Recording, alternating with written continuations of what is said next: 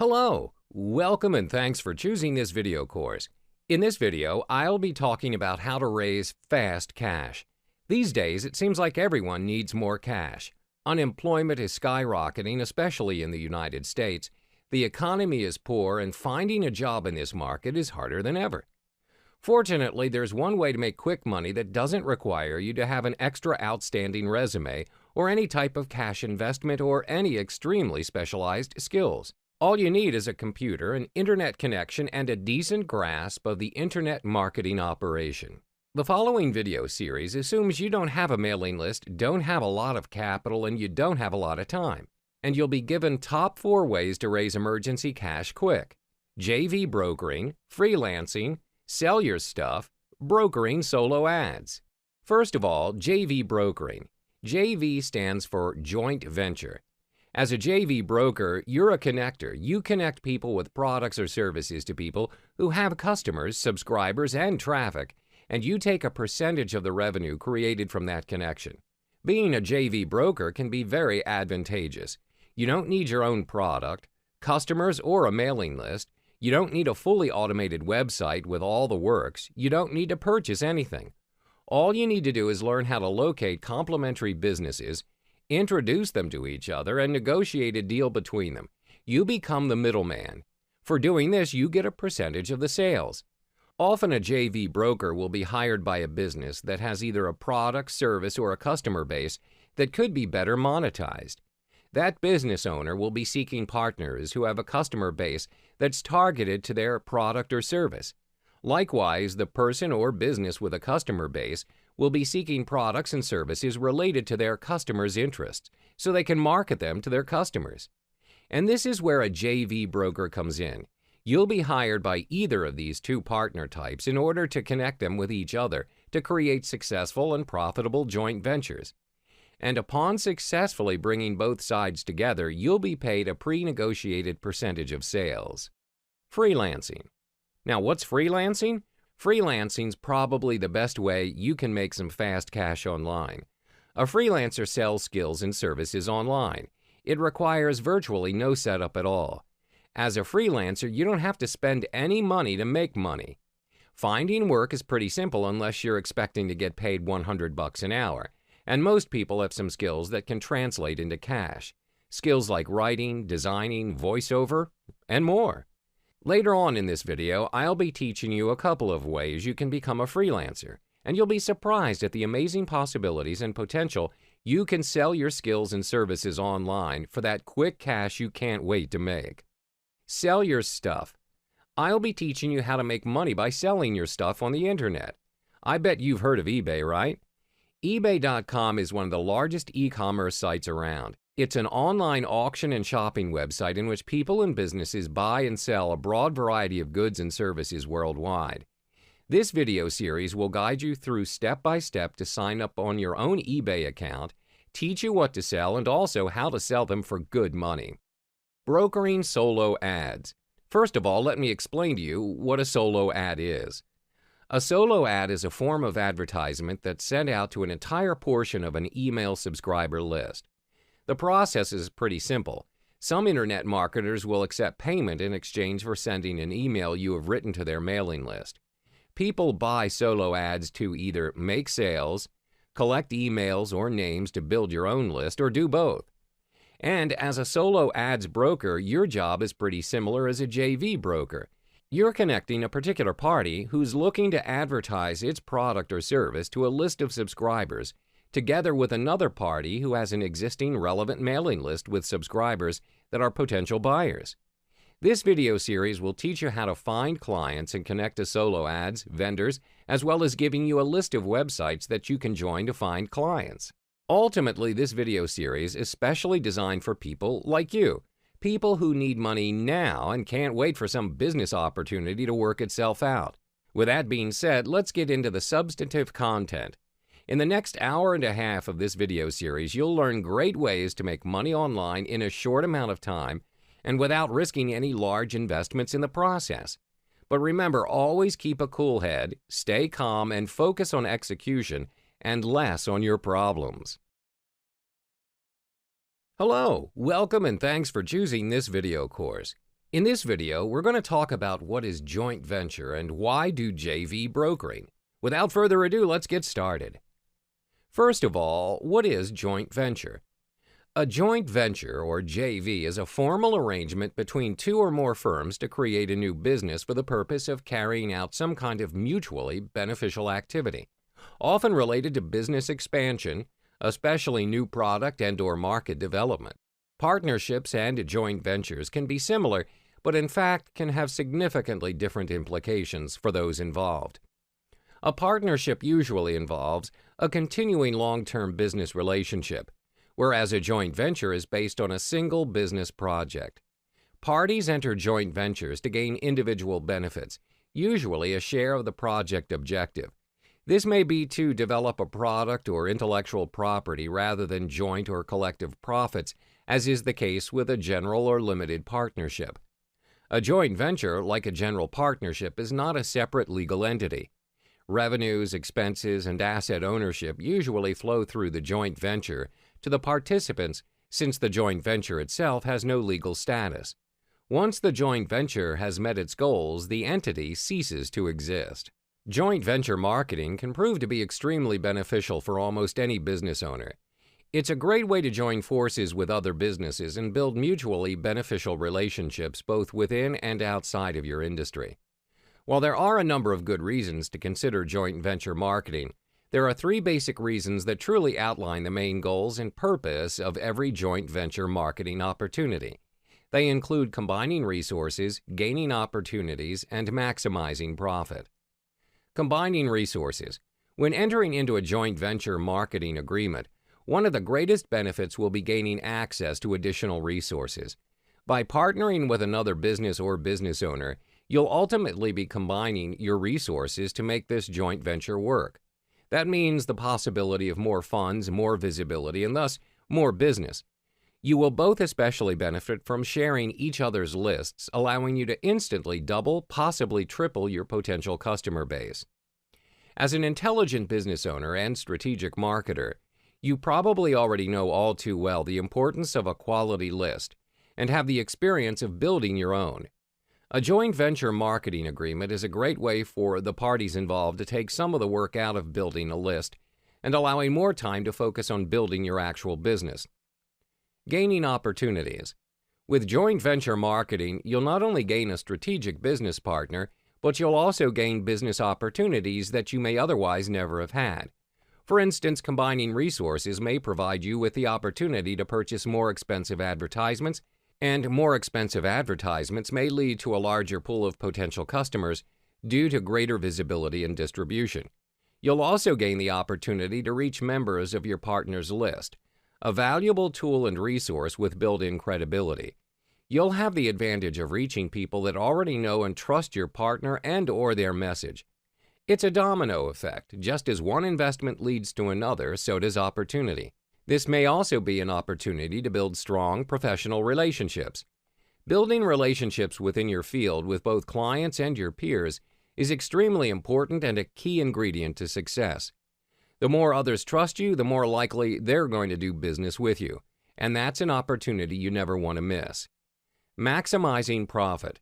The goal of every business is to make money, so by default, when you join two businesses together, the ultimate goal is, well, to make more money.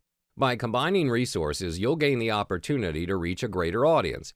And when you reach a greater audience, you'll have the automatic potential to increase your customer base and maximize profit. You see, it's all interconnected, and you want to be successful, and so does every other business owner out there. So why not join forces to make that happen? Joint venture marketing gives you and your peers the opportunity to work together with a common goal in mind. Whether you offer complementary services or sell similar products, a joint venture marketing plan can and will help bring you and your partner success. JV brokerage is one of the easiest and fastest ways to make money online. Being a JV broker can be very advantageous. You don't need your own product, customers, or a mailing list. You don't need a fully automated website with all the works. You don't need to purchase anything. All you need to do is learn how to locate complementary businesses, introduce them to each other, and negotiate a deal between them. You become the middleman. For doing this, you get a percentage of the sales. JV brokering requires a deep network of contacts. They are, after all, the people who will make things possible. Without them, the idea, no matter how grand and rewarding, will most certainly sink before it could even take flight. Meeting people and building great relationships with them is a must for this business. Hence, good public relation skills are a necessity for anyone who wants to try this profession. JV brokering also requires a creative mind and a keen eye for the industry. Here are some simple steps you could take if you want to start out with JV brokering. Find possible JV partners. You can do this by building good relationships with the people you've dealt with and are dealing with currently. They are commodities for your success in this field. If you're just starting out, then you could invest some time in specialized forums and continue to brand yourself as a credible player in the industry. Soon enough, you'll have a workable list of contacts. Ask them if they're open to joint venturing opportunities. If they say no, be thoughtful and polite and ask why. Learn all you can from each opportunity you pursue. Educate them on the process. As soon as you find someone who's interested, spend time with them and educate them on the process of joint venturing. Learn how things work. Learn what they're able to do. Learn what they're willing to do. There may be things that they may want to do but can't yet. Try to select the perfect people for the job. The bigger your network is, the more options you'll have. Learn what they're able to do. Learn what they're willing to do. Your job as a successful JV broker is to really know those you are bringing together. Discover their strengths, know their weaknesses. These will all play a very important part towards the success of each joint venture. Present to them the draft of your plan and invite them to hop aboard the joint venture you're planning. Once all the participants have been notified, try to present a fair and reasonable profit-sharing scheme that will make everybody happy. In conclusion, joint venture brokerage is a highly versatile business, which can be run on a part or full-time basis and can produce significant profits for those who take time to learn the necessary skills and apply them. Hello, welcome and thanks for choosing this video course. In this video, we're going to talk about how to structure your offer in JV brokering. However, before you get into structuring your offer, you might want to know what a JV partner often looks for. Let's get started. First and foremost, allow me to brief you on what's a JV partnership. A joint venture partnership with an established internet marketer is the quickest avenue to success for the novice internet marketer or for an individual who's created a product or service but has never done any internet marketing. Partnering with an established marketer gives a newbie instant credibility and access to the best market for his product, service, or idea. When approaching an established internet marketer with a joint venture proposal, an individual should realize that there are three main things that the marketer will evaluate when determining whether to accept your joint venture proposal. And here are the things that a JV partner will look for. Product quality. Product quality will be considered and looked at very carefully and from every angle. The successful internet marketer is not going to recommend an inferior product or service to its members of the list. It has put a great deal of time and effort into establishing himself as a reliable and dependable provider of information. An inferior product or service could undo all his hard work. Check what you're offering to make sure it's of highest quality possible and that it delivers what's promised. Market and demand. Market and demand for the product or service has been well established. You must have done your research and be able to prove to him that there is a market as well as a demand for the product or service you're selling. No matter how great your new buggy whip might be, there just won't be a market for it and no demand either. What you're selling needs to be relevant to today's marketplace. Sales letter. How persuasive your sales letter is written will be the final determining factor. Even if you have a high-quality product or service for which you have established that there is a market and a demand, if your sales letter is weak, the established internet marketer will not bother with you. And now we've come to options for structuring your offer. There are two options for you to choose from, which are 20% brokering fee and a one-time flat fee. You might be wondering which one to choose or which one's better for you. Don't worry, let me explain it to you. 20% brokering fee means that you ask for a 20% commission from every sale of the product or service.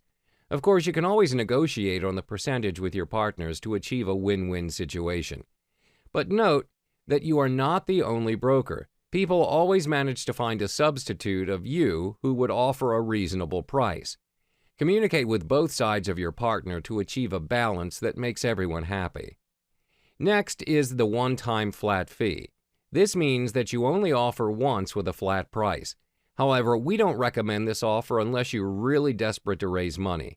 This is because a one-time flat price doesn't offer a long-run benefit to you. You're only being paid once even when the sales are still going on. Hello, welcome and thanks for choosing this video course. In this video, we're going to talk about where to find JVs, but before that, I'd like to let you know your role as a broker in joint venture. Without further ado, let's dive on in. Your role as a joint venture broker would be: look for hidden or underutilized assets within a company, create marketing opportunities that are either unrealized or unrecognized, exploit customer lists that are not maximized, recognize relationships that can be optimized. The role of the joint venture broker changes depending upon the nature of the joint venture. The joint venture broker might be a person who finds joint venture partners, or it might be a person who sets up the deal. In either case, the joint venture broker is compensated for his or her role by taking a percentage of the profits. Joint venture brokering isn't a difficult concept to understand. Just imagine an orchestra. Surely such an ensemble wouldn't be able to play marvelous music without the conductor, right? The conductor simply brings all the band members together and instructs them how to proceed with the masterpiece. The conductor doesn't have to play any musical instruments. He just needs a good working knowledge of music. The kind of joint ventures you can arrange are as unlimited as your imagination. A car dealer can offer a free dinner at a local restaurant to anyone who comes in for a test drive. Both the restaurant and the car dealer get more customers to come through their doors and add potentially to their customer list. The sporting goods store forms a relationship with the health club or gym, each sending the other customers for fitness and equipment purchases. The electricity company agrees to include an ad for an appliance dealer in its next billing letter, reaching every utility user in the region. The electricity company is happy because they reduce their cost of mailing because the appliance dealer pays a small fee for each insert. The appliance dealer is happy because they piggyback on the electricity company, gain access to all their customers, and with less cost than conducting a mailing from scratch. Joint venture brokering appeals to many entrepreneurs because it offers a way to earn really good money without having to create your own product, without having to set up and implement any marketing strategies. Although for some types of joint ventures, a knowledge of marketing is essential, and more often than not without having to invest anything financially. The joint venture broker essentially determines the type of resource the client needs and works with the client to determine what can be offered to joint venture partners who have those resources. The joint venture broker then works out how to present the offer to joint venture partners so that they see the offer as a win-win-win situation. The three wins are a win for the client, a win for the joint venture partner, and a win for the customers as well. Approaching potential joint venture partners in just the right way is vital to the outcome of the joint venture. The joint venture broker's role is to assist the client when trying to convince people who have never heard of the client to enter into a joint venture deal through a well-crafted joint venture proposal. The joint venture broker has already determined what a potential joint venture partner can gain from the deal. Having done their research, they know who needs what resources and how to find others to provide those resources. And now we've come to places to find JVs, and here are my recommendations: Muncheye, Launcher.com, Warrior Plus, JVZoo. Allow me to explain briefly each one of them. Muncheye is the most comprehensive IM launch calendar on the planet, used by over 3,000 of your potential affiliates and JV partners who are actively looking to promote offers like yours.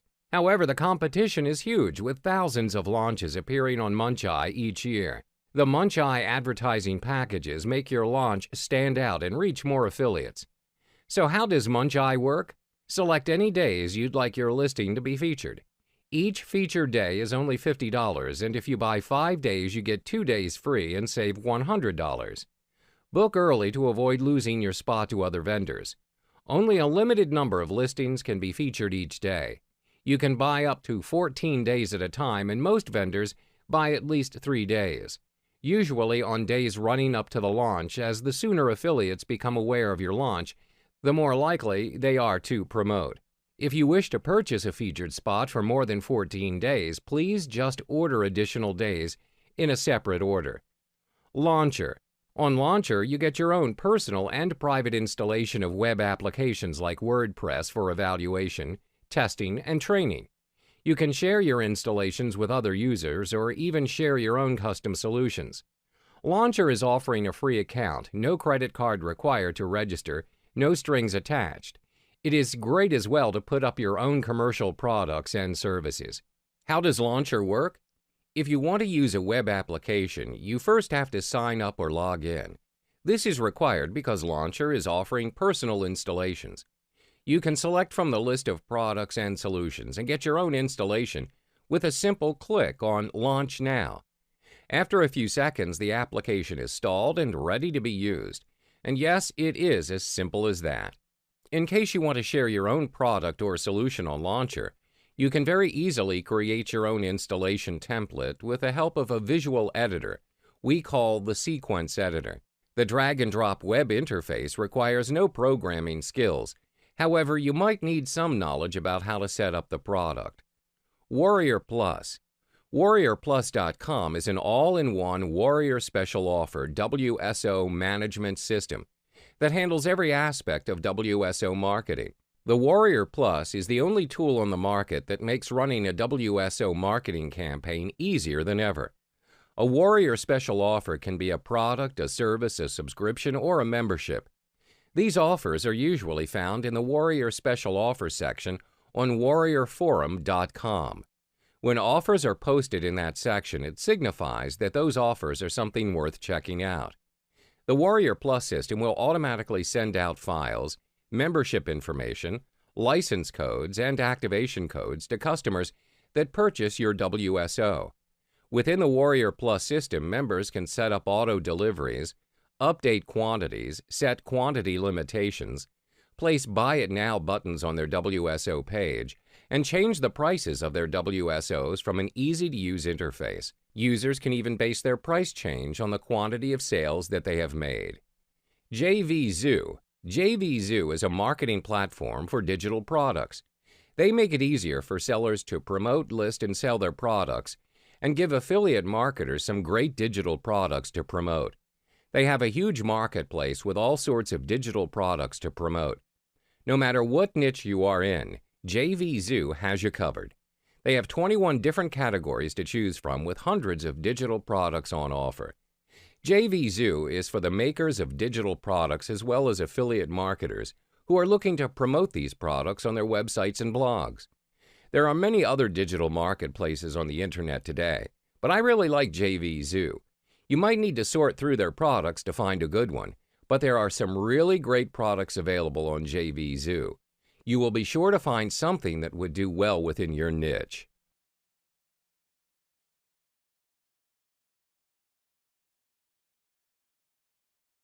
Hello, welcome and thanks for choosing this video course. In this video, we're going to talk about how to contact your product vendors before they launch. Before we dive into contacting vendors, allow me to brief you on some responsibilities you should know about vendors. A vendor is a business or individual that sells a product or provides certain services to another business or individual.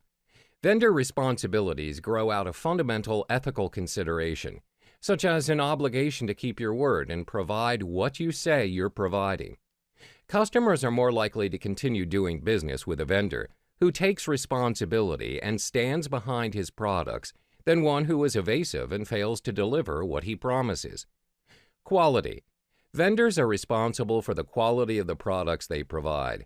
Although some products are designed with an eye on price more than quality, every product must at least meet minimum quality standards that are consistent with its price. For example, a manufacturer of a cheap brand of olive oil cannot be expected to provide olive oil whose quality is comparable to that of an artesian olive oil. However, he can be expected to provide an olive oil that is not rancid and is of sufficient quality for basic cooking. Punctuality. Vendors are responsible for providing the products they offer in a time frame that is consistent with the expectations they create. A vendor who fails to deliver a product on time can create trouble for business customers whose sales depend on the promised materials. A vendor who is late in delivering a product to a private customer can cause inconvenience or waste his customer's time. Honesty. The responsibility of a vendor to be honest with his customers extends from his claims about his product's effectiveness to her billing practices. Vendors should never make false claims about the materials in products or about their own qualifications for providing these products. In addition, vendors should refrain from overcharging customers and should provide exactly the products and services that the customer has ordered, unless they specify that these items are no longer available and offer comparable alternatives. Sometimes choosing a supplier or vendor is as simple as asking a friend who they use in their business. Other times you need to go through a formal selection process. To make sure the vendor you choose is the best to provide service or product your clients need, as you are the broker, use these 5 steps below as a guide. Document your organization's need. Before you can do any kind of selection of the potential vendors to provide the service to your client, you must document in detail. This will help you out greatly later on when you look through your notes and the vendor material you realize that their offerings are not the same. When you meet with potential vendors, you need to be able to judge what they can do for you against what you need them to do and make sure there's a good match. Identify the potential sources. Whatever service or item it is you need to provide, your best step is to do your own research and identify which organization seems to do the best job in supplying what you need. Once you've done that, contact each vendor by phone and/or by email and state your needs, that you would like them to participate in your selection process. Understand that if this is a fairly small dollar item, they won't be too interested in going through a lot of effort and resource hours and dollars to acquire your business. Initial vendor discussions. This is where your potential service providers come to your site and present their offers, also to discuss how they are going to meet your needs. They need to sell you on why they are the best provider. Typically, it is ideal if you can select up to 8 to 10 vendors to participate initially. Weed out vendors. And now you might find out that several vendors just don't quite cut it. They have an offering somewhere in the ballpark, but based either on price or specifics of service, they're just not going to be able to meet your needs. This is where you weed those providers out. Final vendor round. This is the final chance for each of the finalists to make their offer stick and to win your client. Have a final discussion with them separately on price and their offerings. Now is the time you may want to get even more specific about your commission. You're looking for ways to pick the best vendor both in terms of price and service. I'm sure that you would want a win-win-win situation for both of your clients. Last but not least, let's have some tips on how to manage your vendors. Here are 2 things to consider that will help you efficiently collaborate with your vendor team. Understand vendor roles. Vendor responsibilities can vary from business to business, so it's not safe to just assume that everyone knows their role. Instead, it's important to clarify and be aware when assigning tasks. Knowing your role and the role of the other vendors will help avoid duplicate efforts and prevent stepping on each other's toes. Expand your network. Knowing the people you are working with is a great opportunity to expand networks and grow your business as a broker. Building relationships with other vendors helps bring awareness to your company and assists you in expanding the scope of your business. Once you build your core vendor relationships and begin to refer businesses to each other, your circle of referrals will grow exponentially. You'll start getting more and more repeat business, but of course, to get repeat business, you must provide a good traffic for them at first. Teaming up with vendors and working together can also create better pricing for yourself. With the rise of social media, expanding your network and building in-person relationships with other vendors can translate into having more hands sharing your work online. The more efficiently you work with other vendors, the greater chances are that you'll be able to grow your business as a broker and increase your revenue. Hello, welcome and thanks for choosing this video course. In this video, I'll be talking about the types of freelancing you can do to earn fast cash. What is freelancing? Freelancing's probably the best way that you can make some fast cash online. It's completely legal and effective because you're selling your skills in service. It requires virtually no setup at all. You can do this even without a website. All you need to do is get yourself a payment processor so that you can accept payments online. Okay, let me explain the concept of freelancing with an example. Let's say you have a friend who knows that you can come up with some pretty cool website designs. You've been doing this for a while, but you never thought of doing this for the purpose of making money. So your friend emails you one day and asks if you'd design a website for him. He says he wants to put up a site for doing comic book sales. Then he says the magic words, "I'll pay you." Now think about this. You don't have your own website advertising your service as a web designer. You've done no advertising. You've done nothing but respond to an email asking for your help. And the person's willing to pay you for it. That's really all freelancing is. There are millions of people out there who need to have various odds and ends jobs done for them. They're willing to pay for this service. All you got to do is go to where these people are, find out what they want, and offer them your service. Yes, it's that simple. Okay, so the question is, what are you going to freelance? There are many opportunities on the internet that will allow you to render your services for a fee. Whatever it is you're good at, there are always people who need what you can provide. These opportunities are collectively known as freelancing. It's very easy to do some freelancing work on the internet. The entire world is your market. In the pages to come, we'll be discussing these 5 freelancing opportunities that can provide you with a stable income, the amount of which may even rival the salary you receive from your day job. Confused about where you can find work? This report will tell you where to source out some clients, enumerating specific places where you can find some projects, places which are proven, and places which are brimming with potential clients. It will ensure a great start for your freelancing career, and it will share some tips and tricks that'll help you to compete with the pros. Writing. The easiest way to make cash as a freelancer is through writing. All you need to have is a pretty decent command of the English language, including the proper use of spelling, punctuation, and grammar. It doesn't have to be perfect, but it needs to be decent enough. Freelance writers make about $3 to $10 per article for web content. I know $3 probably doesn't sound like a lot of money, but with practice, you could easily produce a couple of articles per hour, which would earn you a minimum of $10 or more per hour. That's not bad at all, considering you can do it from home or anywhere at all, and you don't have to fill out a job application or sit through an interview.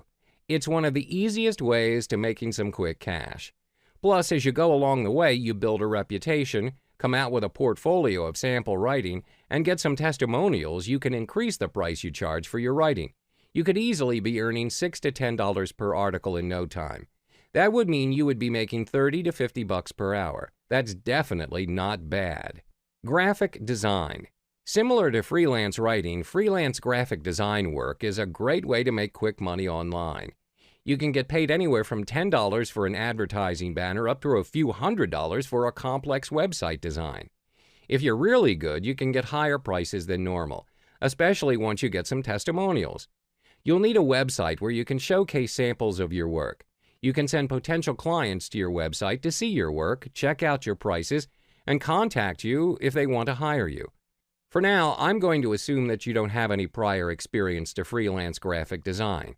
So in that case, it's essential that you begin by accumulating items to put in your portfolio, which you will show prospective clients.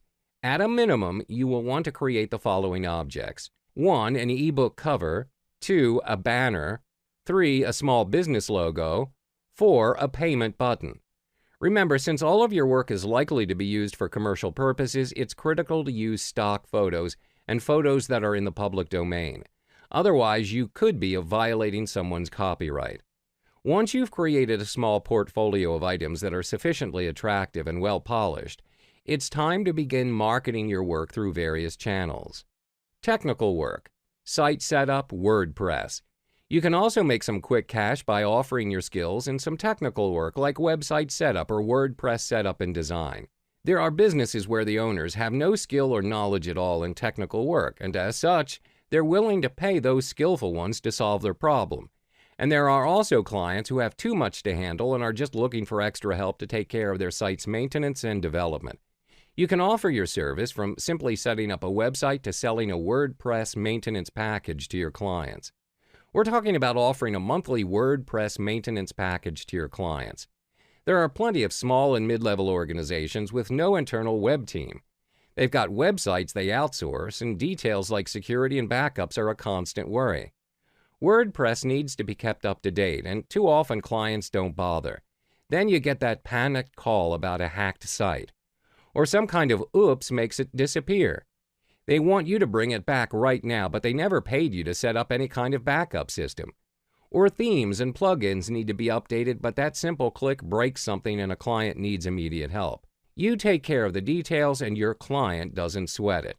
To you, they're relatively minor issues, often automated and simple, but to your clients, they're business-stopping nightmares. Voiceover jobs are a growth industry now with so many websites wanting audio. For years, there's been a need for people to record audio for ebooks, videos, and more. You would be chosen for how your voice sounds, and you'd simply have to record a short script. This makes it a good side job for those who are looking for some fast, easy cash. The recordings can be done at home easily enough, and you're literally paid just to speak. As a voiceover artist, you can literally pick and choose your own hours. When you accept a voiceover job, you commit to doing the work by a certain time and date. All you have to do is have the recordings back to the company by that time and date. Apart from that, how and when you choose to do the work is entirely up to you. You can still work a day job and pick up voiceover freelance jobs to work on any other time. Getting paid for voiceover jobs can happen in a number of ways, but usually the money is simply deposited in your bank account and a set number of days after you've passed the recording over to the client.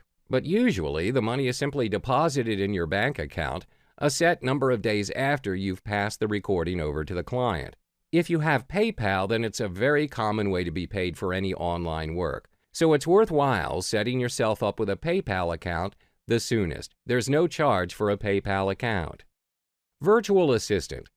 Another easy way to raise some cash fast is to work as a virtual assistant. In short, you will be working as an administrative assistant, but through online. Generally, this means doing tasks like record keeping, database entry, and other repetitive tasks.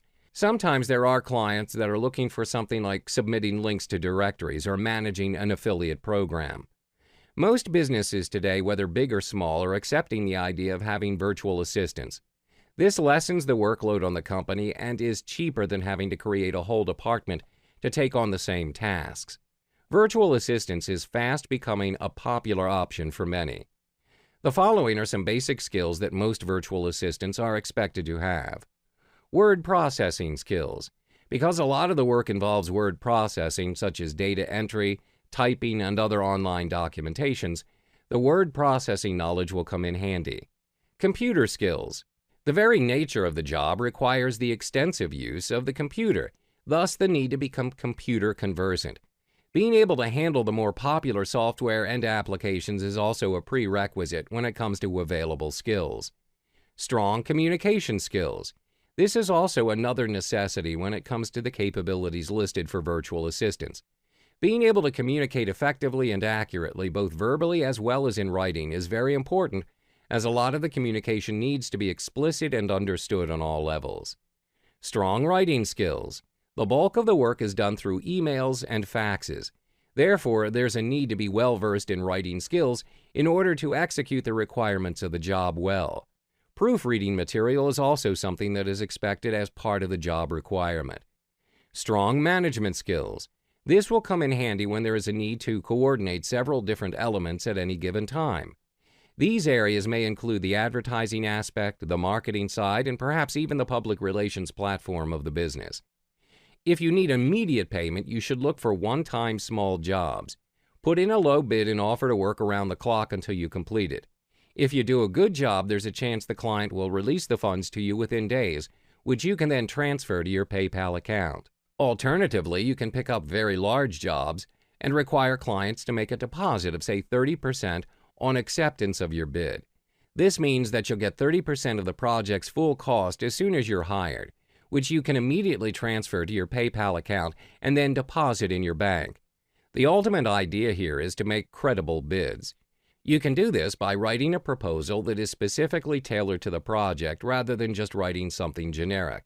You can also do this by submitting samples of your past relevant work, a copy of your resume, and anything else that might provide specific information to the client.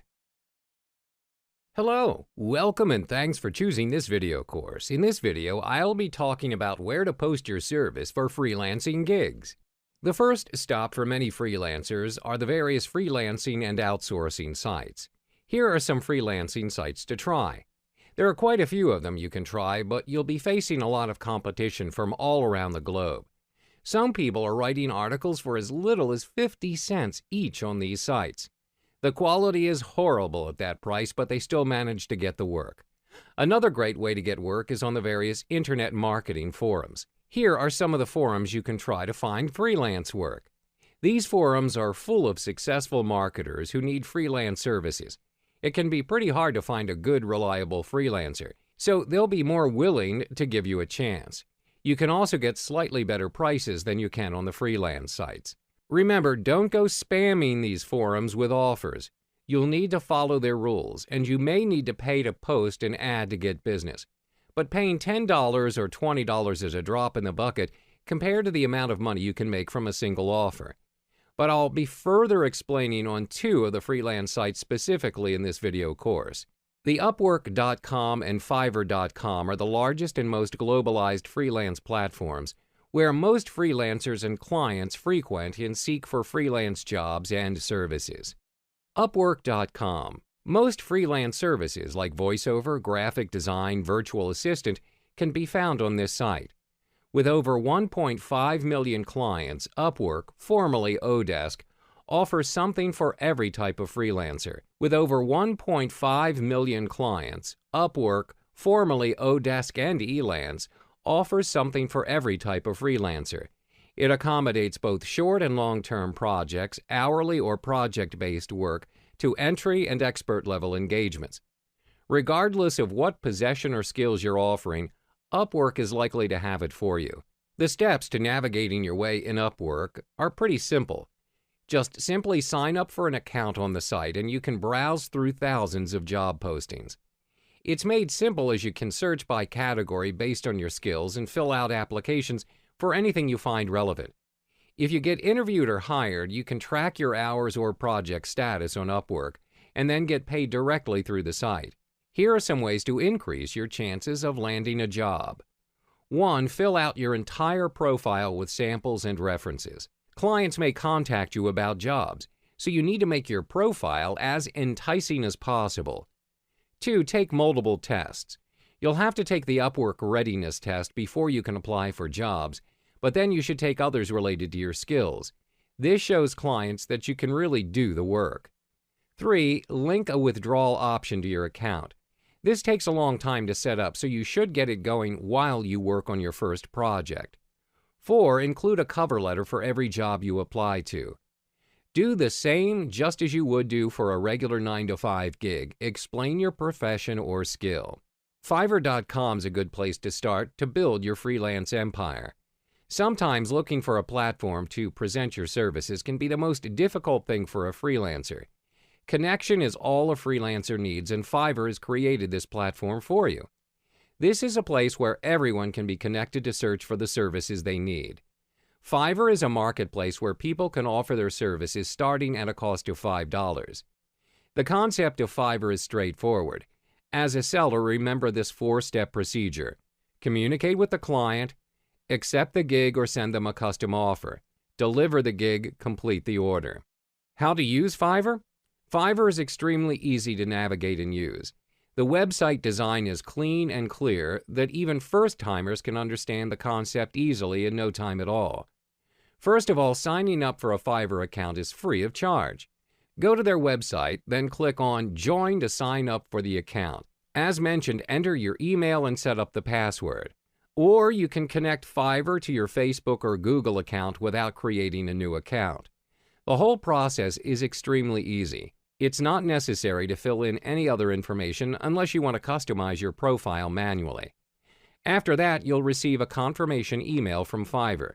Activate your account through the email. Once you've completed the activation, you can start selling on Fiverr. Aside from that, you'll need to have your own PayPal account.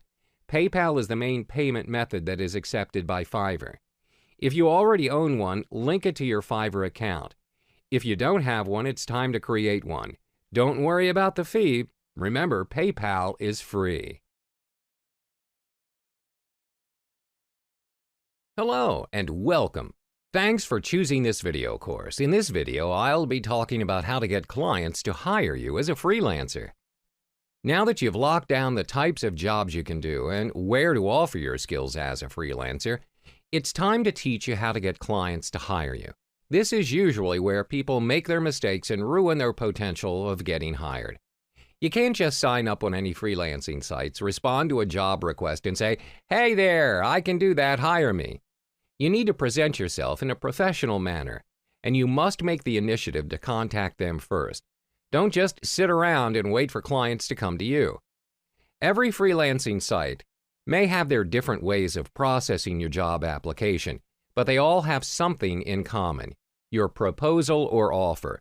Whether it's done through the site or responding to an email or anything else, you're going to submit a proposal to the person looking to hire someone for the job.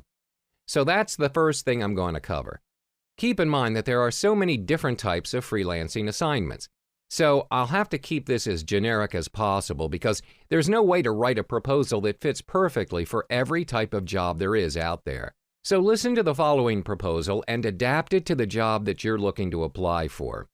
A normal job description you might come across on freelancing sites would kind of read like this: looking for somebody to write 10 articles on internet marketing. Topics desired are as such. Must be at least 500 words each. Please submit your qualifications and your rate. And this is how you should respond professionally. Introduce yourself, state your profession, what you have been doing, show them your best sample work so they can evaluate if you're fit for the job, tell them your charging rate, give them a specific price. If you're very confident with your skills and want to make sure they're willing to hire you for your rate, you can include the below reasoning to convince them that your work is worth that price. Then tell them how to contact you. The reply method will depend on how the site works. It could be a member ID, a member name, or your personal email. Just follow the instructions on the site. That's how you reply to a job request. If you present yourself in a professional manner, you'll win a lot more bids that way. So the key to landing yourself a job on freelancing sites is to simply pursue nonstop. The internet is so big, and the amount of freelancer offerings is unlimited.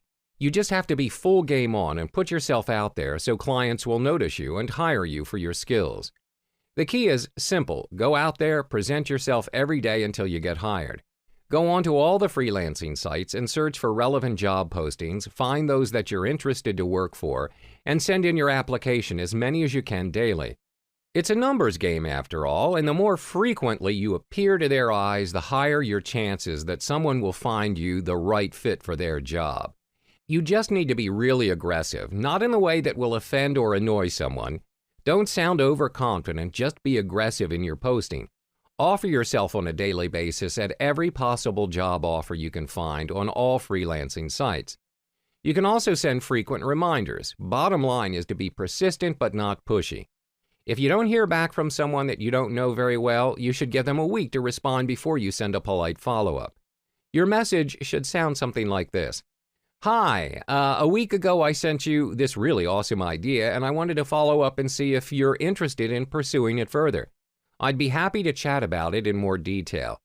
Let me know if you have any questions. Thanks." Always keep it very short and to the point. People are busy, especially editors of larger blogs or publications, and more often than not, they don't respond because they're busy. Sometimes all they need is that little nudge. A reminder to respond to that email was somehow buried among all the rest. And sometimes sending a simple reminder shows that you want something bad enough and that you're really committed to that request. Lastly, follow up with clients.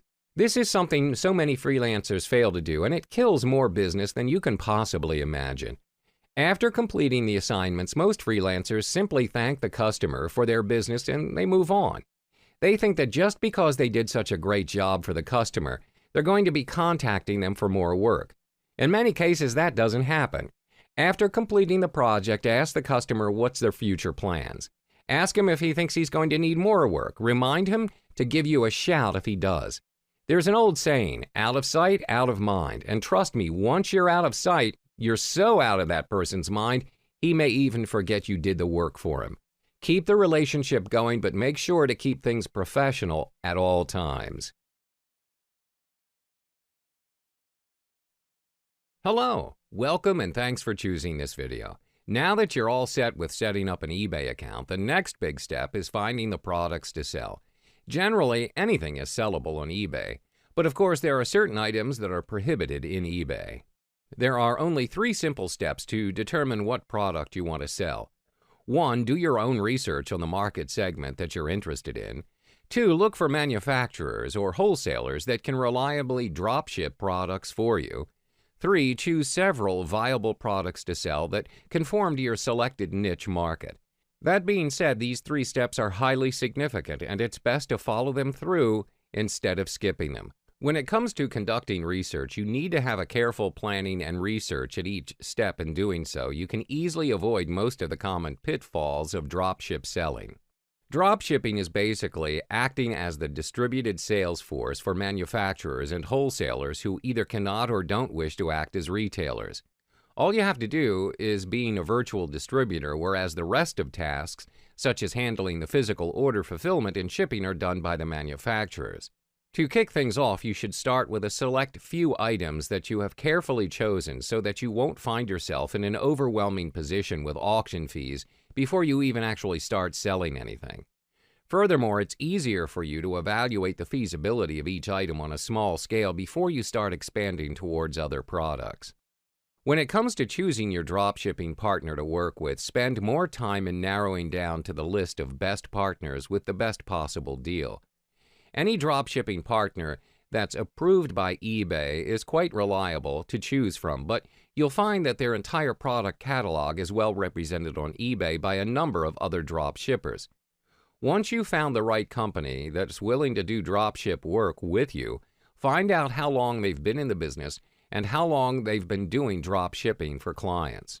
There are great deals to be had by buying products abroad, especially in countries in Asia, and having them shipped directly to your country.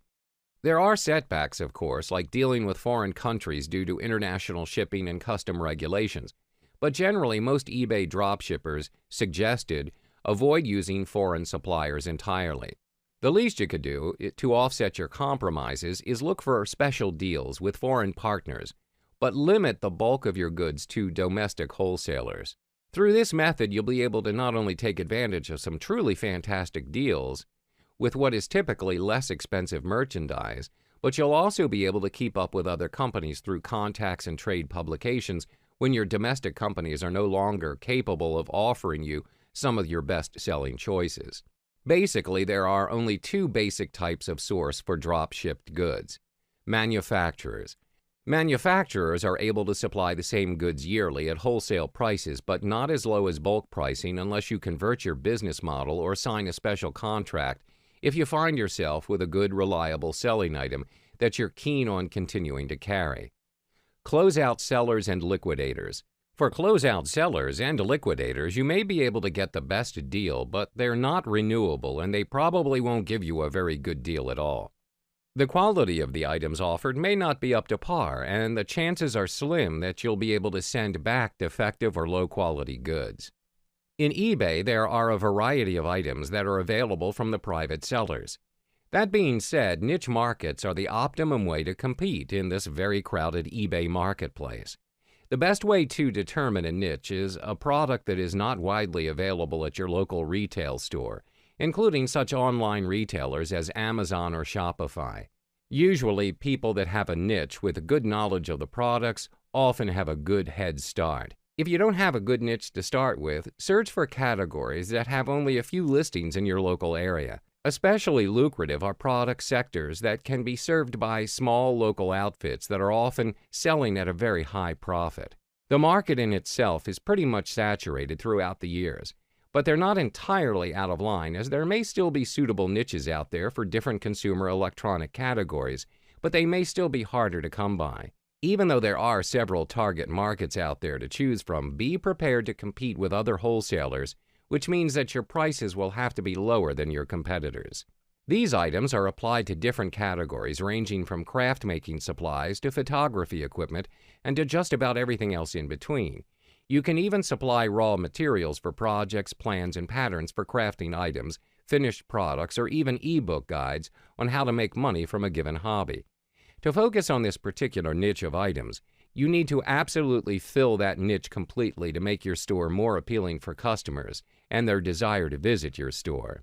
There are various items that can be formed into a collectibles item, even if the items are not in the best shape. There are still people more than willing to fork out money to purchase them. Generally, there are well-known collectible markets out there for such items as dolls, figurines, and even stuffed animals. In eBay, collectible items are usually very well present, and they have become collectors' go-to areas to search for. This is generally the go-to option for drop shippers, since many trades have a very specific niche for the materials and tools. Furthermore, there's a high chance to have a specialized trade publication that is highly valuable source of information about wholesalers and manufacturers that could have gone through with local distributors that charge an excessive amount to carry the manufacturer's unique product. If you take the opportunity to contact manufacturers and inquire about the dropship opportunities, you may find yourself in the chance to serve markets that have single distributors that they have overlooked even without undercutting their pricing. Not to be confused with the media from the local or international media that delivers news to the public. Media refers to items such as books, movies, and music that are sold on eBay. This niche, especially electronics, is pretty saturated, but there are still specific niches out there which can be pretty uncommon, especially in countries that do not have access to it. Dropshipping on eBay has become a staple technique in eBay, and it's in your best interest to try this method out. Hopefully, this guide will help you with determining what to sell on eBay through dropshipping. Good luck! Hello, welcome and thank you for choosing this video course. In this video, I'm going to guide you step by step on how to set up your very own eBay account, as well as your eBay store. When it comes to setting up your very own eBay account, it's as easy as setting up your own social media account. Before we jump into setting up your eBay account, there are two types of accounts that you need to know of from the start, which is the personal account and the business account. There are two means to determine if you should go with a personal or business.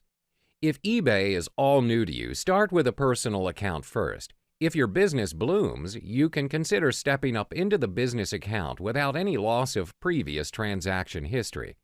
If you already have an established retail or online business, you can straight out go for the business account. That being said, if you start your very first online business and you've decided to opt for business account, make sure your business is set up legally. That means that you register your business name with your state and abide to the state's law regarding sales tax collection. Compared to business accounts, there are several advantages to it. If you have an established company, you can register using your company name, which would be displayed in all communication with your buyers, such as invoices and emails. If you're based in countries under the European Union, you can provide the value-added tax (VAT) percentage to buyers when you list up your item. Additionally, you can receive net invoices for the selling fees from eBay by providing eBay with VAT identification number. Other than that, there will be tax advantages, but it's best to check with your accountant or your legal advisor. You may still be asking yourself, should I still register as a business account? There are several simple factors to determine if setting up a business account is the right path for you. If your business model is based on what's listed below, it's a good thing for you to start up a business account so that you can sell items that you have bought to resell, sell items you've produced yourself, sell a large amount of items on a regular basis, sell new items that you bought but don't use personally, buy items for your business. Now, if you have determined which account to use, let's kick things off with your seller account. Please ensure your key information such as name, address, and phone are correct. Other than that, there are two aspects that you need to specify as well, which are selecting your automatic payment method for paying your seller fees and eBay money-back guarantee reimbursements. On the home page, there are links to sign in or register. Left-click on Register to begin setting up an account. This will take you to a screen where you're required to enter your personal information. You will be required to key in your email twice and a password. Once you've done that, you are required to key in your first and last name followed by your phone number depending on which country you're based in. Click to continue to head back to the home page, or you can customize your own username or choose from the names suggested below before you proceed to save. To sign up for a business account, click on the Business Account section below. You will be directed to this page where you're required to fill up your business information and business contact information. Next, we'll be entering the verification code shown above, which is a 6-digit number. Left-click the box icon beside I agree to the following to indicate that you have agreed to the user agreement and privacy policy before clicking Continue.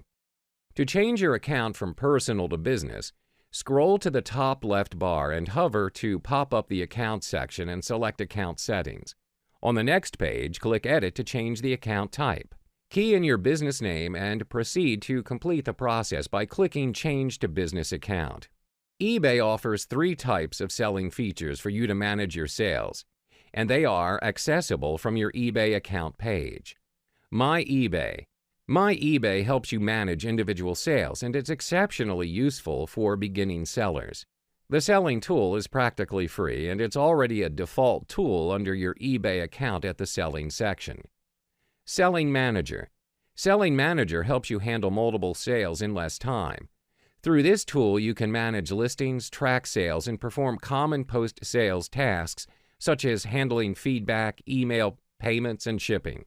There are no fees required, and you can subscribe to it for free. Selling Manager Pro. Selling Manager Pro handles a bigger volume of products and sales to save time, and it includes the entire feature from the default Selling Manager, plus the capability to automate common sales tasks, track inventory, as well as storing reusable listing templates.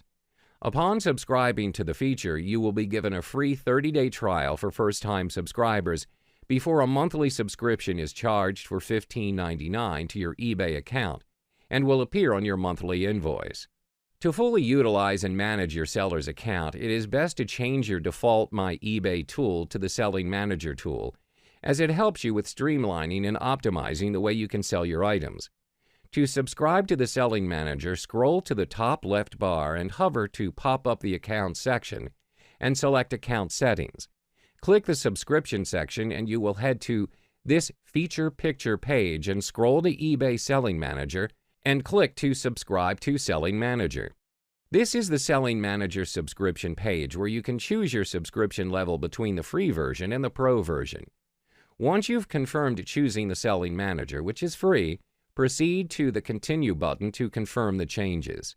After you key in all your personal details, you'll need to determine an automatic payment method for your selling fees. You may be wondering, what is a selling fee? Basically, anything you're selling on eBay, you are required to factor a certain amount of fee depending on what kind of item you're selling. Your selling fee essentially is used for enlisting selling items into the list. If there is any chance you'd like to change your payment method, it can be done at any time by following the method here. 1. Go to My eBay. 2. Click the Account tab. 3. In the Payment Methods for Seller Fees section, click the Change Automatic Payment Method link and then make your selection. 4. Follow the on-screen instructions. Moreover, you can also make a one-time payment option which allows eBay to collect your selling fee from your credit card or bank account, only when you choose. You can choose from one of the following payment methods. 1. PayPal. 2. Direct debit. 3. Credit card. That being said, you can make your one-time payment, which is a manual, non-recurring payment option, where you authorize eBay to collect a payment from your credit card or bank account at any time by following the method below. 1. Go to My eBay. You may be asked to sign in. 2. Click the Account tab. 3. Under Payment Methods for Seller Fees, click the one-time payment link and follow the on-screen instructions. Just like a physical store or a web store, eBay Store is a comprehensive e-commerce solution that helps you get more out of the eBay marketplace and the millions of buyers worldwide who shop on eBay. With the eBay Store, you can gain exclusive marketing and merchandising tools along with customization features to make your eBay Store outstanding to gain the trust of your customers. Things to note about having an eBay store is that you need to have a seller account with your credit card on file. Moreover, you need to have a PayPal account up and verified as well. After you've successfully opened up your eBay store, you should be prompted to subscribe to the eBay store by choosing a subscription level based on your personal needs. When it comes to deciding which to subscribe to, the basic store is the best option if you are new or inexperienced with online business. Moreover, if eBay is a new platform for you to conduct e-commerce business, it's best to choose the monthly subscription to test out the market before considering using eBay as a long-term online business site. Once you've keyed in your desired store name, click Continue to proceed to the order page details before proceeding to confirm your monthly subscription to the basic eBay store. Hello, welcome and thanks for choosing this video. When it comes to selling stuff on eBay, most sellers would have the business mindset of the more you have on your list, the more you can sell. What you didn't know is that there's more to eBay than meets the eye. There is so much more you can do with eBay instead of selling stuff from your own list. That being said, let me share with you several strategies that you can do to sell stuff that you don't even have to entirely own it to sell it out. Perhaps one of the most basic ways and the most applied way of making money on eBay by sellers, which is selling collectibles, antiques, and memorabilia in specific categories on eBay for the highest market prices. Generally, any eBay seller out there that sells collector's items is usually well-versed with what they're selling because it could be their hobby or interest. This is the part where you should start, and that's where you will make the most money using this strategy. Do more in-depth reading in your field to widen your knowledge and get as much good reference material and price guides as you can. Now, if you have sufficient knowledge and experience in the items, what can you do to maximize your income selling antiques, collectibles, and memorabilia on eBay? If you're listing items for sale using eBay's provided selling form, you're actually losing money here. What you should do is get an eBay listing software and save each listing you make. Through this method, when you're ready to sell the same item or similar item again, all you have to do is press a couple of keys to list. Check out Shooting Star software now to list auctions and track post-auction management, which is available at this site, www.foodogssoftware.com. This software allows you to save every listing on your hard drive, and it includes free auction counters. Moreover, this software allows you to make unlimited listings, not just on eBay, but on other e-commerce sites as well, such as Amazon. There are various softwares out there today for you to try out ever since auction selling has become popular in the internet. Generally, any software company out there will offer 30 days before you have to buy or register, which is good. There's also software out there that is offered free, but the features certainly cannot be compared to paid software. Now, that being said, search and try out the software and see which one complements well with you. When I state how to sell stuff you don't own, what it really means is selling other people's stuff, such as antiques, collectibles, or even other eBay sellers' items for a percentage of the hammer price. You can handle tasks such as determining the best photo to use, creating the descriptions of the listed item, handling the transaction, and shipping process. To earn back the effort that you put out, you can charge for 10 to 20% or more of the hammer price after cutting down the eBay fees. You can use the net listing where the owner says to you, "All I want to get out of this sale is $50. You can keep whatever you get over that." The low minimum bid method may not work in this situation, and you'll probably require making it a reserve auction or kickstart the auction at $60, that's 50 plus 20%, with no reserve.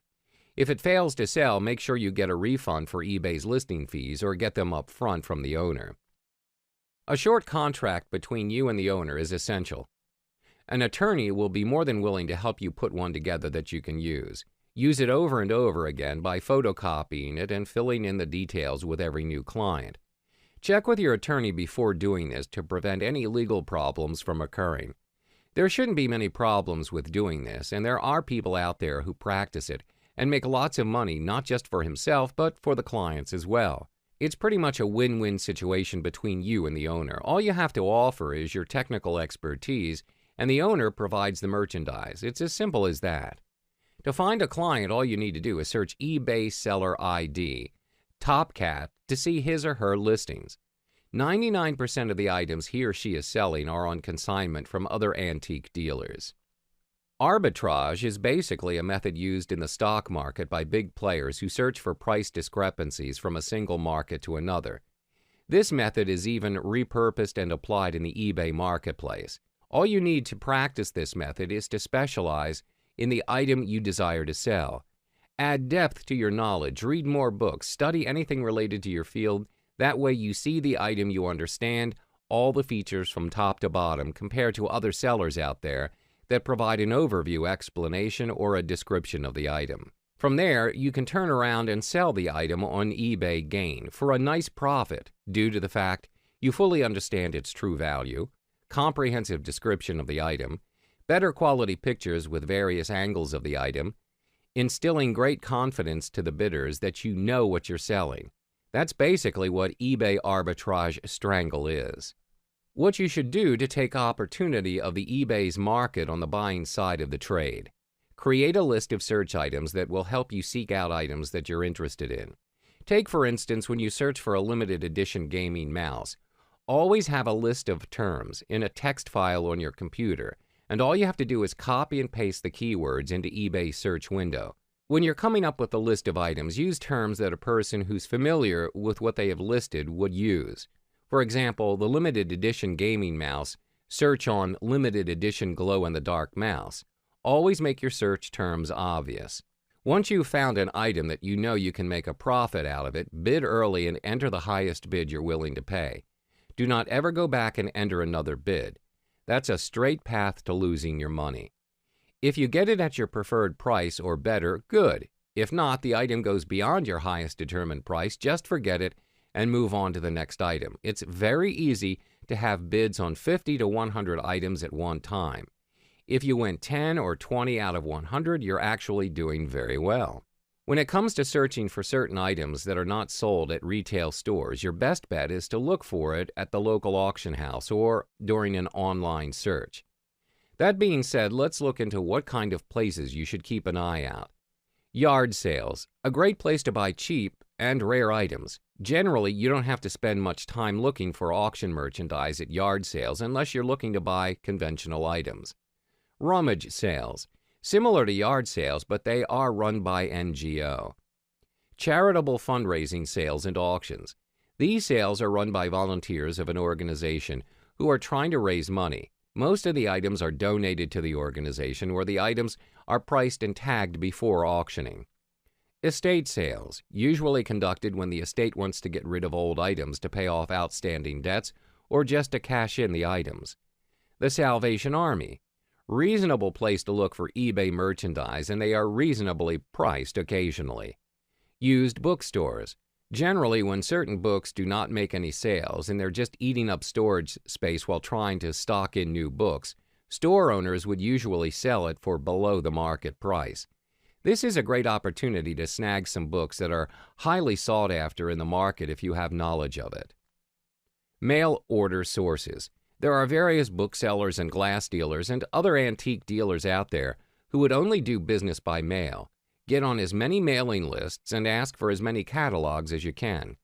There will always be bargains from time to time, and it's generally worth getting the catalogs even if you never buy anything, because they offer important market information and description of the items.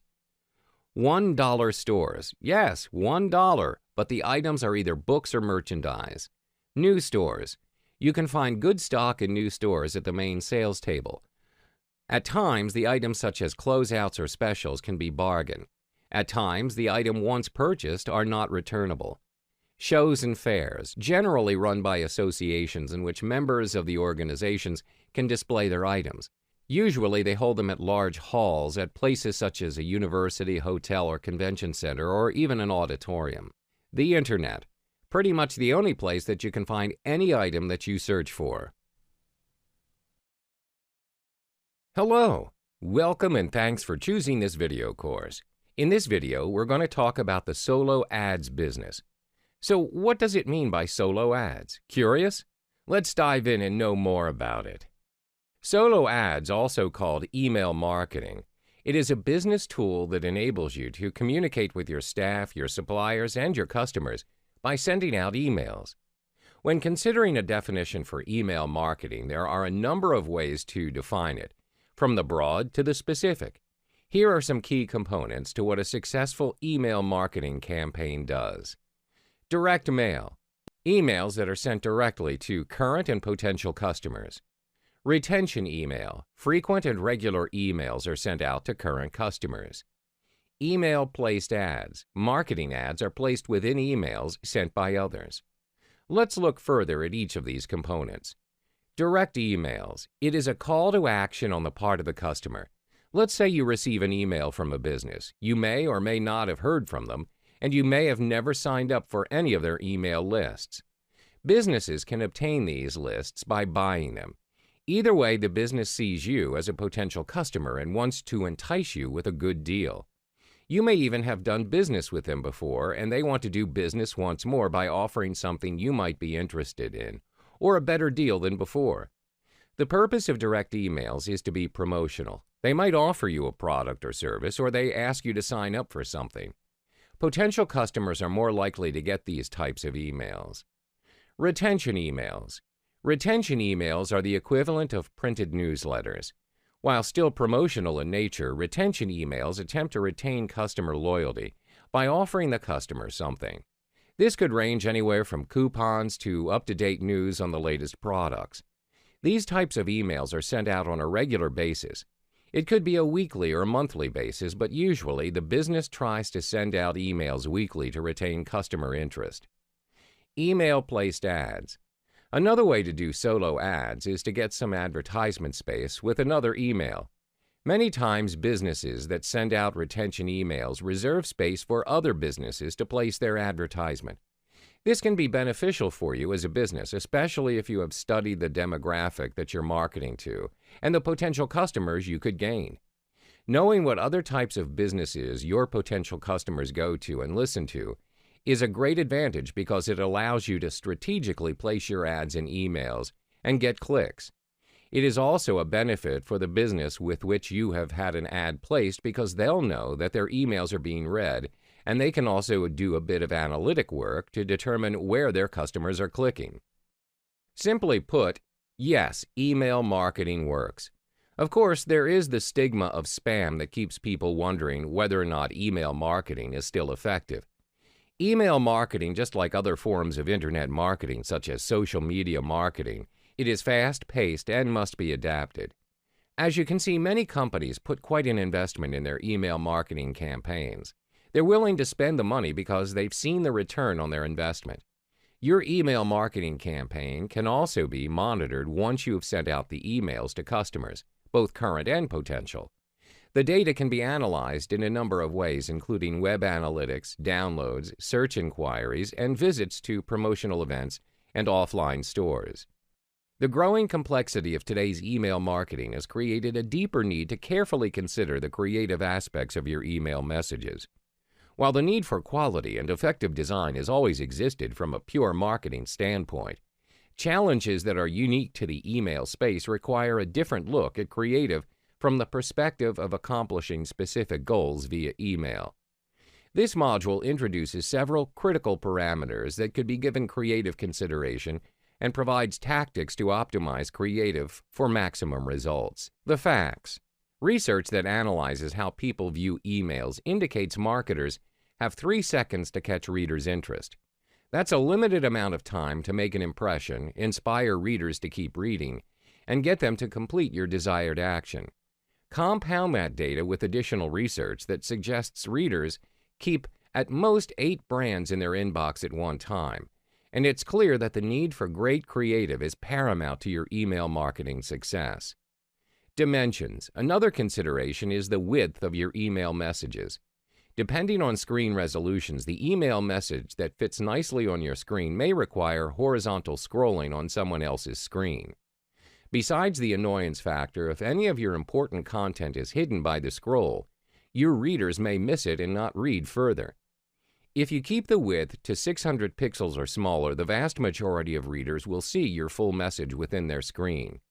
although it is possible to use a variable width instead of a fixed width to accommodate all resolutions. Variable widths do not hold items static within the message. Text and images will slide back and forth across the screen to accommodate screen size. Variable width email messages are not recommended. Images. Images are obviously an important aspect of your design as they draw interest and help communicate your message. So the bigger the better, right? Well, not necessarily. There are several factors to consider when using large images. One is load time. Large images take more time to download than smaller images. While a growing number of Internet users connect to the Internet with broadband, you'll certainly annoy and possibly lose the interest of someone with a slower connection who has to wait for your images to download. One way around this is to slice a large image into smaller images. Another aspect to consider is how your email message will look to someone who has images disabled in their email client.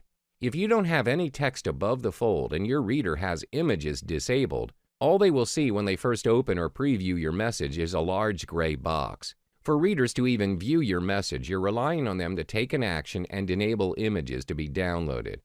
If readers don't have a compelling reason to do so, they may very easily discard your message without reading it. Let's continue to the remaining parameters. Rich media. Advances in online media technology have enabled you to do some pretty cool things on the web. For instance, flash-embedded video and audio. But do these technologies transfer to the email marketing world? In some cases, they might. The important step in determining whether to use rich media in email is to take a close look at your audience.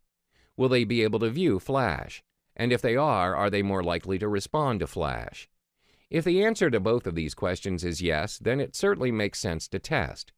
However, you'll find that being able to view Flash and other rich media consistently in different email clients is not common.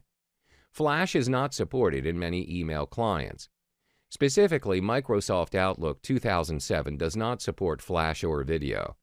Even with email clients that do support rich media, your audience may not yet be ready to receive this new technology via email, and using it could affect response rates.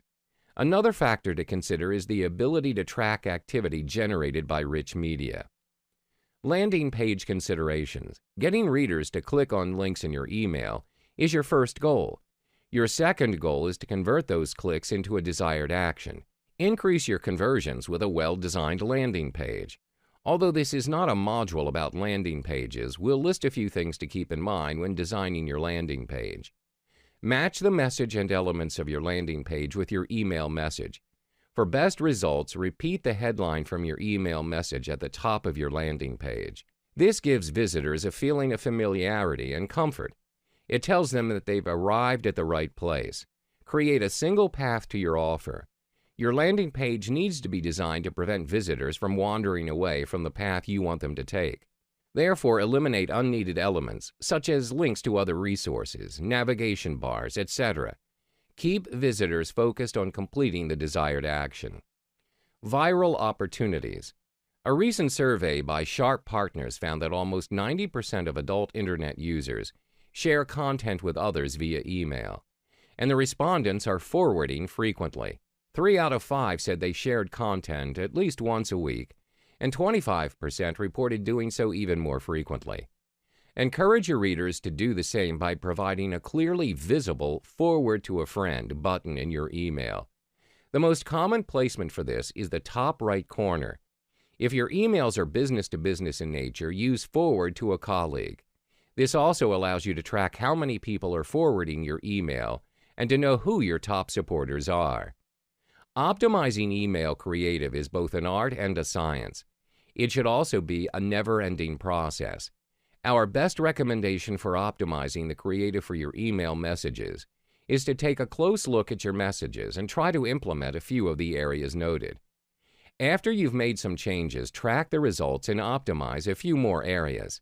It's better to make progress in small, manageable steps than to wait and plan for a long-term change that never comes to fruition. If examined on a regular basis, email creative can be a major contributor to the growth and success of your email marketing efforts. Hello, welcome and thanks for choosing this video. Have you ever thought about where and who I can choose the solo ad vendors? Most of the time, people would usually opt for the top solo ad vendors, but in fact, the proper way to find the best solo ad vendor is the one that suits you. So, without further ado, let's start our module. When it comes to finding the right solo ads vendors to help you with email advertising, chances are you'll find yourself not getting the results you expected to find. In this case, most of the time, you'll realize that the promises that the vendors provided are not 100% certain that they would deliver. With the growing trend of using solo ads, the market's pretty much filled with various solo ads vendors, which are either new or old. Moreover, the policy's pretty much conducted through advanced payment for their services, with no refund policy. And in this case, assuming your solo ads did not work out, you'll find yourself losing a whole lot of money. Now, the key question is, how do I find the right players to run my solo ads? First of all, you need to find a vendor that has a list of subscribers that fills in your niche. Generally, any solo ad vendors out there have their very own personal sales page or a Facebook page to keep in touch with their subscribers. That being said, how do you exactly find them? Now, there are three ways for you to find them. One is through Google search, Facebook groups, and solo ad membership sites. With Google search, you could search for your niche plus solo ads. Even though it takes 1 to 2 steps to finding a solo ad vendor, it still isn't recommended to rely 100% off the top 3 search results and what the vendors offer from their sales pages. The second method you could try is Facebook groups. Similar to Google search, just type in solo ads in the search field and you'll find them. Compared to Google search results, you'll see that the Facebook groups results shows that the solo ad vendors are testified based on the Facebook group community members.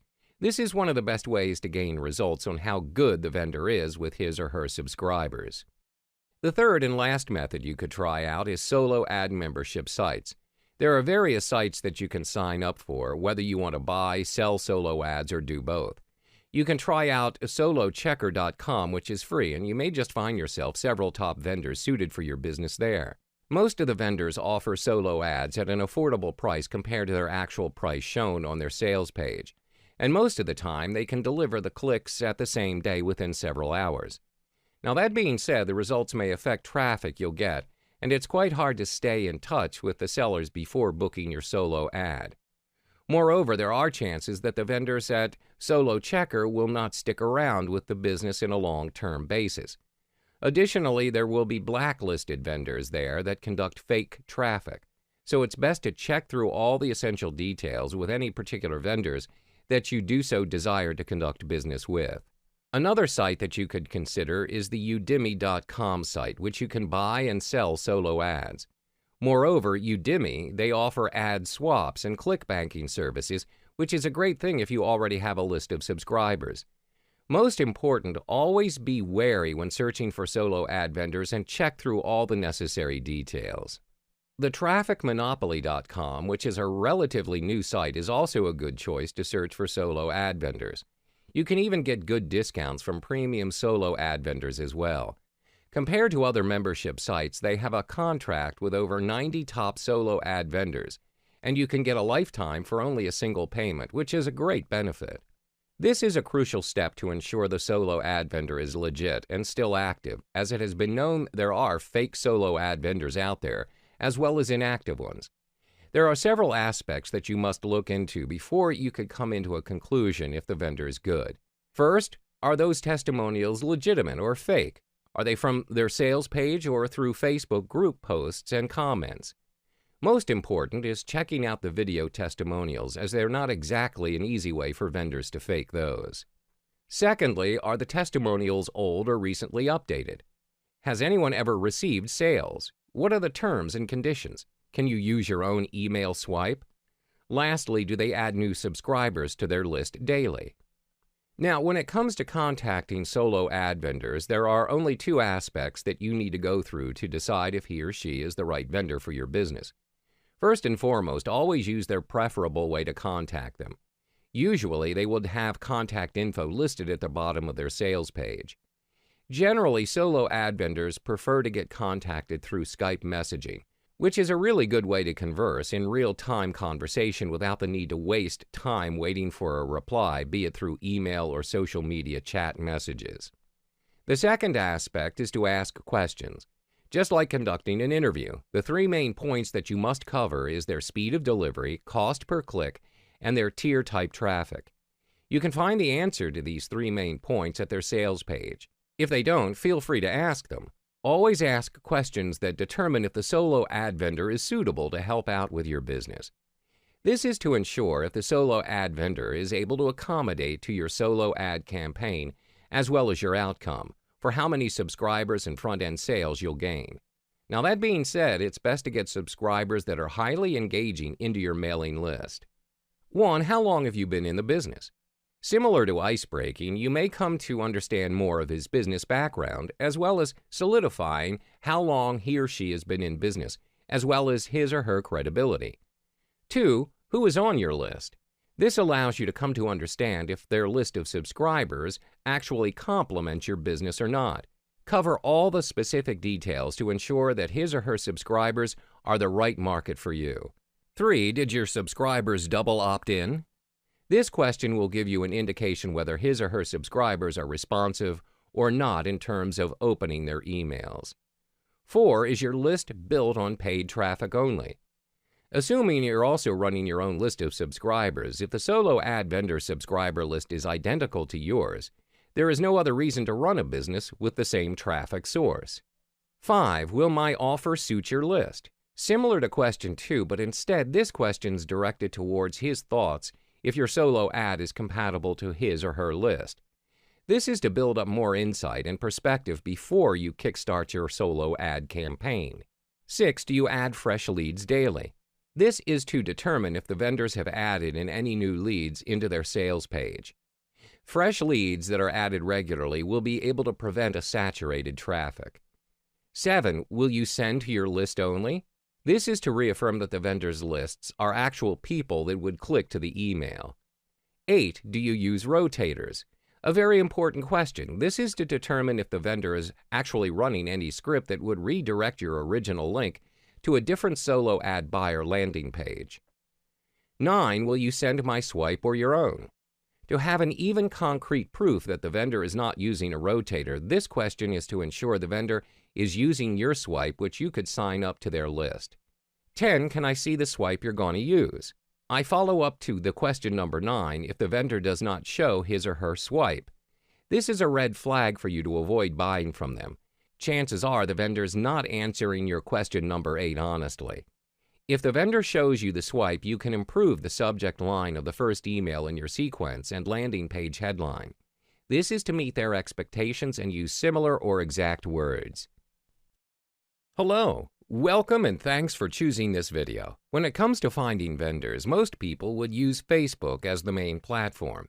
This is due to the fact that it's so much easier to stay connected, not only just to the vendors, but other buyers as well. Not to mention, it's even more convenient to determine which vendors have the right niche of subscribers that suits your solo ad campaign. Let's jump into the module, shall we? Compared to using Google search or solo ad membership sites, Facebook group is perhaps one of the best mediums for you to find the most compatible solo ad vendor for you. It's also a great platform for both buyers and solo ad vendors to provide or gain first impression of a vendor. Through these groups, you gain access to other users' comments and the results they have gained from the solo ad vendors. That being said, there are various subgroups you can find in Facebook, and it's pretty easy to find a group. Now, to find a group, there are several keywords that you can use to find certain groups. 1. Testimonial. 2. Marketplace. 3. Traffic. 4. Traffic directory. 5. Group. 6. Tested. 7. Online market. These are the select few top keywords that are used to search for solo ad groups. Even though there are various groups to join, there are 2 things that you need to keep an eye out for. Firstly, to determine whether the group is still active or not. This is to ensure the group is still consistently getting updated from other members about solo ad vendors regarding feedback and status. Generally, smaller subgroups are the ones that potentially end up losing steam and go inactive. But it's best to check the group's latest posting through the timeline section. Secondly, go through the timeline posts to see the posting environment. What I'm trying to say is that Any drama or conflicts being posted, spam or irrelevant posts, and toxic negative comments. If any of these issues are present in the group, it's best to move on and find the next group. Generally, most groups with administrators or moderators would do their job to moderate the group, and that's a good group to join in on. Even though most of the testimonials posts are positive, a majority of the posts are mostly done by other solo ad vendors and not the buyers. It's widely practiced by new vendors if they want to build reputation the fastest and easiest way. Chances are their list may even be similar to other vendors out there that help out each other as well. Generally, it's not a bad thing, but their list may become saturated instead of being a niche list of subscribers. If you're aiming for a niche list of subscribers, look for new vendors as their lists are not saturated with other solo ad vendors. You can easily determine it by their testimonials, the quantity of their sales, or even their referrals. That being said, you can still opt for mainstay vendors, especially those with positive reviews from various people's testimonies. I can't exactly point out each and every group due to the fact that there are tons of Facebook groups out there to join. The least I can do is recommend several groups that you should join. Solo Ad Testimonials, one of the groups with the highest amount of members, with over 26,000, so it's easier for you to find the right vendor that suits your niche. Other groups such as Solo Ads and Ad Swaps and ClickBank Testimonials are part of the groups with higher amounts of members, reaching over 10,000 as well. Even though groups with high amount of members could potentially widen your exposure for your ads, the results may still vary depending if the subscribers are compatible. If you're looking for a close-knit group with group members that only have over several thousand members or less, it may prove to be fruitful to you if you manage to get the right vendor. Check out Solo Ads Empire if you're looking for a private group instead. Besides looking for the right groups and vendors, the most important aspect when being part of a group is to abide to the group's rules and regulations. When it comes to posting, always follow the format that's been regulated for member posts, and only post certain content that is allowed depending on the group, such as testimonials or buying clicks only. Moreover, any post that requires in-depth details, such as funnel clicks or clicks banked, is required to be stated. Furthermore, always ensure the group rules regarding posting certain unrelated posts, such as clicks for sale, bank clicks, or affiliate links, is allowed or not. When it comes to post frequency, find out how many posts are allowed in a certain day or time frame to determine if a member is considered a spam or not. But posting for members are only limited to a single post per day. Last but not least, check any vendors that you're interested to conduct business with, either through the administrators or just checking out their blacklisted members page, just to ensure the vendor is not a scammer or a fraud. Hello, welcome and thanks for choosing this video course. In this video, I'll be talking about mindset conditioning, on how to raise emergency money. There are just a few things that you might want to tuck in the back of your mind for your freelancing productiveness. These are some aspects on how you can work with your mindset conditioning to ensure you do not experience burnout in the process of working to raise emergency money through freelancing. Having to raise emergency money. I know that you're either in a rather tough financial situation now, or you're just out there wanting to get some extra cash. Regardless of your purpose, you should emphasize on being calm and less desperate. Your attitude affects how good or bad you will perform, and your performance will determine your results. What you believe in and how you feel strongly about things will influence the way you react to them. Having a positive mindset means acting in a positive way. For example, you send out 10 applications and got 10 rejections today. The same thing happens tomorrow. On the third day, you'll expect rejection again, and this belief will create a future of failure because you hang on to that losing attitude. It will form a psychological effect where you're expecting it to happen before it really does. Positive thinking really works wonders. When you feel good, you work well and create better results. It's like a giant wave that gives you only the good things in life. While you cannot avoid negative feedback and rejection, you can look at these objectively and use what you learn from it to keep on target. You learn fast from these failures so you can succeed faster. You just need to stay calm and continue hustling. It will eventually come to you. Like I mentioned before in the earlier video courses, freelancing is a numbers game. You just have to hustle hard in getting yourself out there to appeal to clients to hire you for jobs. When you first start off, it's nothing you can do to gain immediate project credibility as compared to other experienced freelancers. So if you want to compete, you have to do it along other margins, namely price and completion time. If you can offer lower prices and fast delivery times, there's a good chance you'll get selected every once in a while. Another important thing to keep in mind is that you will not be selected for most of the projects you bid on. In fact, when you start, you can expect to get rejected at least 75% of the time. Don't use this as a reason to give up. Instead, continue to post on all projects that seem reasonable given your skills, and get comfortable with the idea that you won't always be selected. As you complete more projects and get more feedback, your acceptance rate will improve. So when you start making money, save some to eventually build a real business. You can make some good money through working freelance. When things start to go well, you'll be making some money, probably way more than the emergency cash you wanted to earn initially.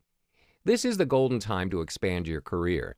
You can multiply the amount of money if you are determined to build a real business. Create a budget, both personal and business. You can seek advice on the expenses that people typically have freelancing in your area of interest and use that as a basis. Then save up accordingly. Build up a big fund to start your own business. If you follow through your budget planning and make serious cuts in your spending, along with diligently saving some money, you should now have a nice surplus of money coming in each month.